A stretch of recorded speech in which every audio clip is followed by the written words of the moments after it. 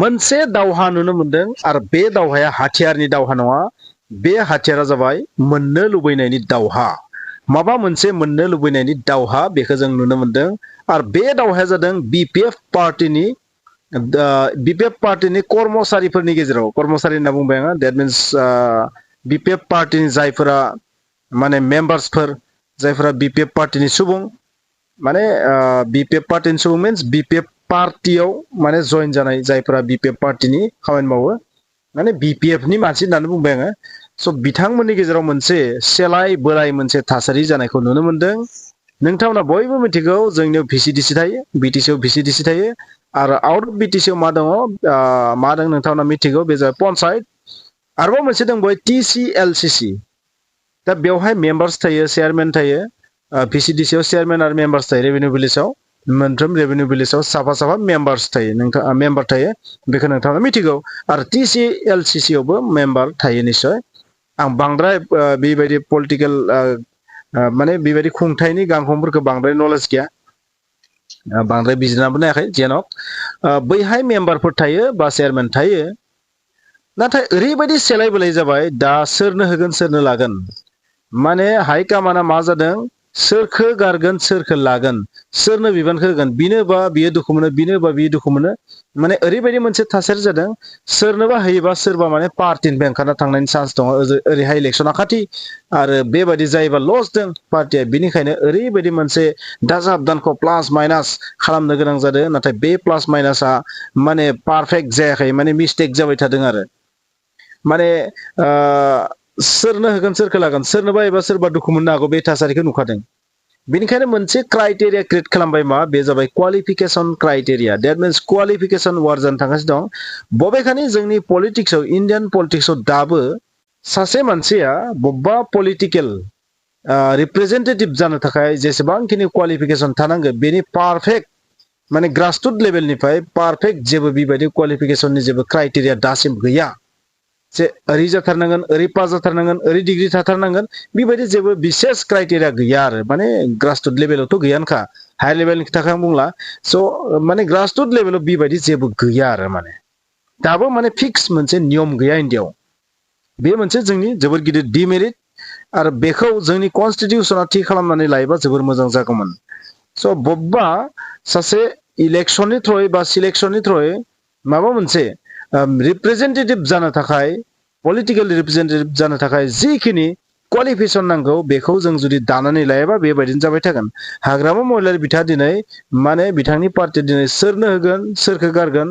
सोरनो होआलासिनो थागोन बे बाथ्रायाव माने जोबोर बेले बेजेखौ जों नुनो मोनदों बबेखानि बेखौ बेले बेजे होननानै बुंजोबजाया नाथाय गोसोआथ' एसे असान्ति थागोन गोसोआथ' असान्ति थागोन नाथाय असान्ति थायोबाबो निस्सय मादमिट जागोन बे बाथ्राया नाथाय बिनि गोरबो सिङाव दुखु मोननानै थागोन कारन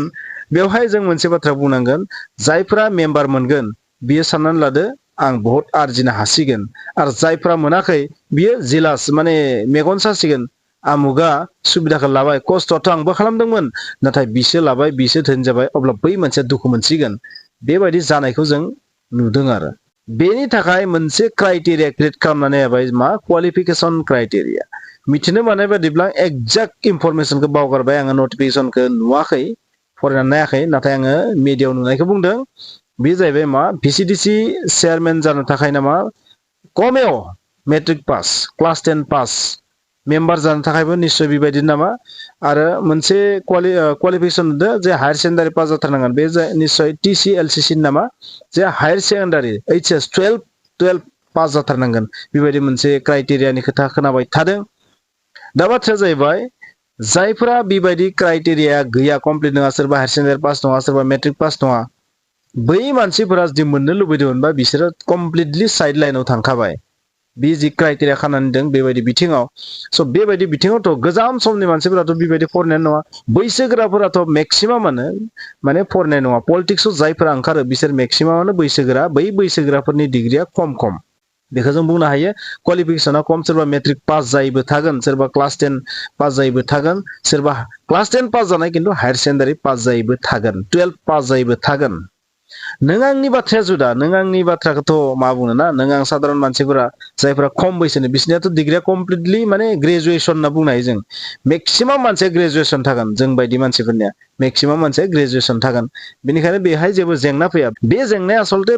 बैसो उन्दैफोरनि जेंना नङा बे जेंनाया जाबाय बैसोगोराफोरनि जेंना बैसोगोराफोरा माने क्वालिफिकेसना खम बेनिखायनो बिसोर एसे बाब्राब खासिगोन नाथाय बाब्राबबा मा जानो नङा होमबा क्राइटेरियाखौ जिहेतु खानानै होबाय सिबा बिनिखायनो दा बै क्राइटेरियाखौ बारनायाबो एसेबां इजि खामानि नङा आरो बे बिथिङाव माखासे मानसिया दुखु मोननानै बायदिसिना जुक्ति बादि जानायखौ जों नुनो मोनदों आरो नाथाय बे बाथ्राया सैथो बे क्राइटेरियाबो इम्परटेन्ट कारन क्वालिफिकेसना जोंनि इन्डिया बायदि हादराव जोंनि भारत बायदि हादराव जोबोर इम्परटेन्ट आरो बर' जातिनि थाखायथ' बे आरोबाव इम्परटेन्ट गोबांनो बुंगोन क्वालिफिकेसन थाबासो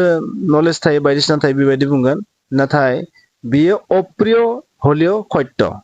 बियो खोनासंनो गोखा नंगो नाथाय सैथो बाथ्राया बेनो दानि जुगाव क्वालिफिकेसना इम्परटेन्ट जानानै फैबाय बे क्वालिफिकेसन थानाया बेसे गोरों क्वालिफिकेसन गैयिया बेसे गोरों बे मेटारानो नङा माने क्वालिफिकेसना मोनसे मा मोनसे बिथिं जानानै फैबाय बे नङाबा एसे गाज्रि नुयो आरो स' बेबायदि नाथाय इन्डियाआव दाबो बेबायदि जेबो क्राइटेरिया गैया जे ओरै डिग्रि थाथारनांगोन बिनिखायनो बिथांमोना खानानै होदोंबाबो बे मोनसे लोरबां मोनसे गान्थि बादि आरोना लोरबां गान्थि बादि बेखौ खेवनोबो बारा गोबाव नाङा जेन' खानानै होबाय दा दावराव दावसि जालायनाङा बेबायदि जुदि दावराव दावसि खालामलायोबा खहायाथ' सोर जागोन बर' जातियानो जागोन खहा सोरबा पार्टिया खहाथ' जायाना जातियासो जागोन ना खहा बिनिखायनो जोंनि बिटिसिया जेन खहा जाया बर' जातिया जेन खहा जाया बेनि थाखाय बे साधारन बुस्थुनि थाखाय सोरबा मोनाबानो माने बुरगानांगो सोरबा मोनबानो आं बिराद मोनबाय बेबायदि सानदोंबा बे गोरोन्थि कारन आथिखालनि जुगाव नोंथाङा माबा मोनसे बिबान मोनबानो माबा 30 मार्का जानो हागोन बेबायदि जेबो गैया नोंथाङा मोजाङै खामानि मावनांगोन जुदि नोंथाङा मोजाङै खामानि मावाबा गासैबो जालदाब जुलदाब गोलैगोन आरो बे मडार्न जुगनि मोनसे माने सिस्टेम आरो बेनिखायनो नोंथांमोना बुजिबाय क्वालिफिकेसनखौ लानानै नांलाय खमलाय जानाया मोजां नङा माने जि सिस्टेम खानानै दोन गाहाया बेबायदि खारनाया जोंनि थाखाय मोजां जागोन जि मोनसे लिमिट खानानै दोन बे लिमिट बायदि खारनाया मोजां जागोन आरो बे लिमिटखौ दरकार जायोबा संशोधन माने फोसाबनो थाखाय नोंथांमोना रिकुवेस्ट खालामनाया मोजां जागोन बेबायदि हाल्ला हुला दावराव दावसि खालामनानै जेबो लाब जानाय नङा बेबायदि सानो नोंथांमोना बुजिबाय